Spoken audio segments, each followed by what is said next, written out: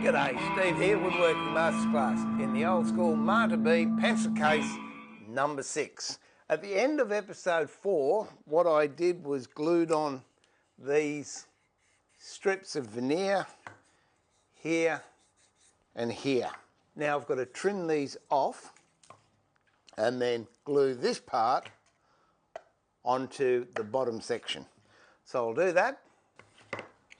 When it comes to getting in to the slide here, what I do is just cut down here, and then I'll come up onto this angle.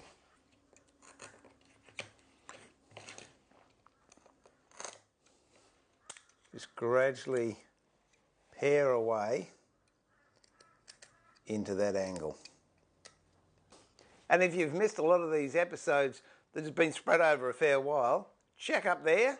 And that's where the playlist is for all the rest of the episodes. It's part of the Marta B pencil case collection. Now once you've cleaned both pieces up, take the end piece and the bottom section, that's the bit we've got left. Pick out which is the best end.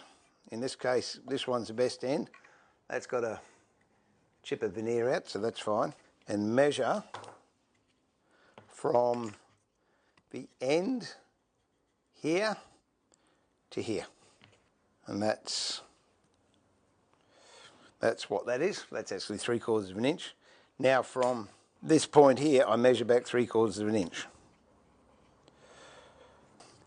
Now with this piece we're going to glue it on so the back of the small piece lines up with that line, and when you're gluing, don't put a glue line along here. And that's all you need. Place that on there so it lines up with that line. Use the clamp, or in this case I'll put it in the vise and leave it there until it sets. In the meantime, I've got some dark timber here. This is called black bean.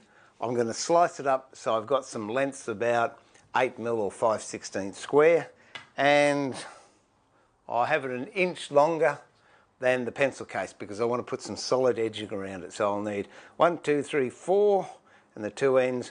I'll do 6 lengths, about 1 inch or 1.5 inches longer than the pencil case itself. So I'll go and machine those up. We'll come back. We'll see if this is glued, and then we can start putting it together to put veneer on. And Bob's excited too, you can tell. Are you excited, Bob? No, not even a flicker. Okay, well I've cut the sticks up and I've cut them the length, so I get the length of the pencil case plus the width of the end, so I can use that as a side and an end stick, and I only need 4. A little bit more of those later on. Right now we'll take this out of the clamp and it's all nicely joined together. What I'm going to do is grab my sanding block, the big one, and just give it a very light sand on the edges to make sure that everything's flat, because we're going to veneer this now.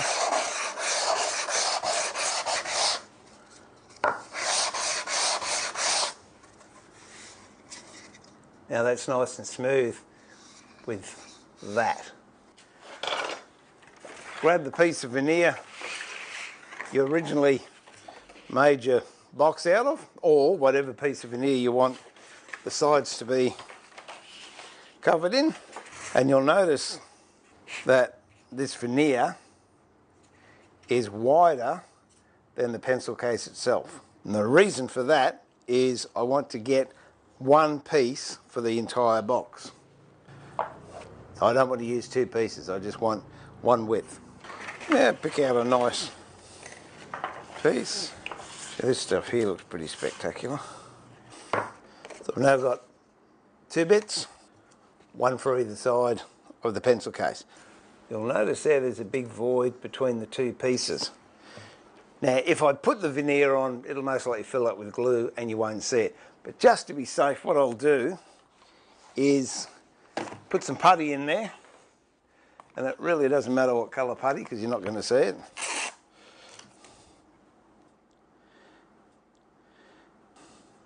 Now I've just filled that full of putty. And what it'll do, it'll just act as a good foundation for the veneer to go on. It could, the glue could fill it up and you might not have a problem, but sometimes it can shrink and that'll actually pull the veneer in, and then you'll see that there's a blemish or an imperfection underneath the veneer. I guess I'm showing you that because these things happen as you're making something, but don't panic, there's always ways to fix it. This side looks nice and solid, so I don't have a problem with that. That should be dry enough now for our purposes. So I'll grab a couple of cords and we'll glue them up. Now I can grab my glue pot. So I've said before, you don't have to use hide glue, you can use ordinary PVA if you like. Bit of glue on both sides.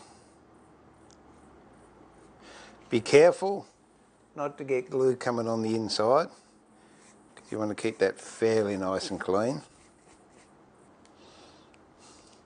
And the other side. And pop them in a vise, or if not, you can put clamps on it if you like. Okay, whilst that's drying, we can start working on cleaning the lid up. Now we've got a chamfer under there we have to clean up, so I'm just going to clean that up with a knife. And careful you don't actually cut into the part we want to keep on the lid. Well, you're coming up to say good day too, have you? Hey, you come up to say good day. You're a good lad. Nice to have company in the shed.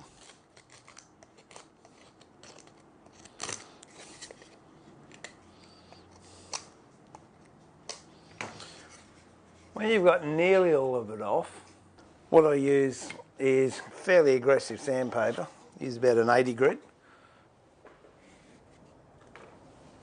Hard back of a sanding block, and then just feather this edge into the chamfer we've got there.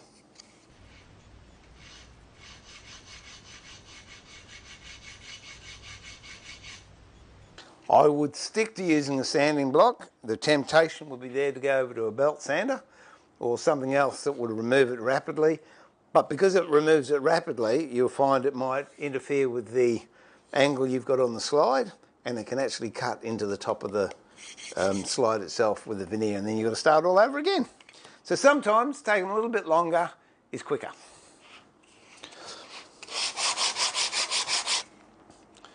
Once you got it to that stage, just get a bit of, I don't know, 220 or 240, just to take out the hard lines that the 80 or 100 grit might have left, only very lightly, and around the nose.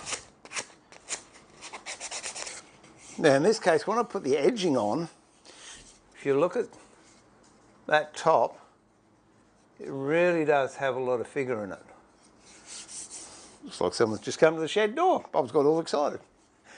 But trying to match that figure by putting the edge all the way around it is near and impossible. So what I'm going to do is just use the same timber that I did the body of the pencil case in. That way it should all come together quite nicely.